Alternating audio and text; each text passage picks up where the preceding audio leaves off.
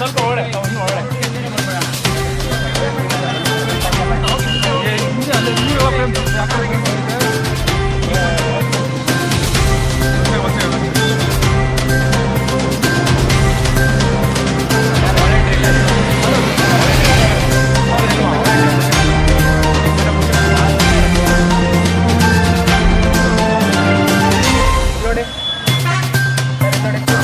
ಸಮುದಾಯ ಫ್ರಿಜ್ ಅಂತ ಒಂದು ಫ್ರಿಜ್ ನಾವು ಇಲ್ಲಿ ಇಟ್ಟಿದ್ದೀವಿ ಕಲಾಸಪಾಳ್ಯಲ್ಲಿ.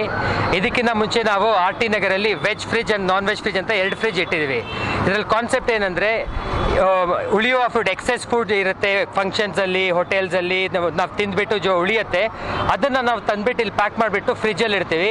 ಇಲ್ಲಿ ಯಾರು ಬೇಕಾದರೂ, ಬಡವರಾಗಲಿ ಯಾರು ಬೇಕಾದರೂ ಆಗಲಿ, ಅದನ್ನು ತೆಗೆದು ತಿನ್ಬೋದು. ಆ ಕಾನ್ಸೆಪ್ಟಲ್ಲಿ ನಾವು ಇಲ್ಲಿ ಫ್ರಿಜ್ ಲಾಂಚ್ ಮಾಡಿದ್ದೀವಿ. ಇದರಲ್ಲಿ ಊಟ ಇರುತ್ತೆ, ಅದು ವೇಸ್ಟ್ ಆಗಲ್ಲ. ವೇಸ್ಟ್ ಆಗೋ ಬದಲಿ ಇಲ್ಲಿ ಜನರುಗಳಿಗೆ ತಲುಪಿಸೋ ಥರ ಒಂದು ಕಾನ್ಸೆಪ್ಟ್ನ ಇದು ಮಾಡಿದ್ದೀವಿ.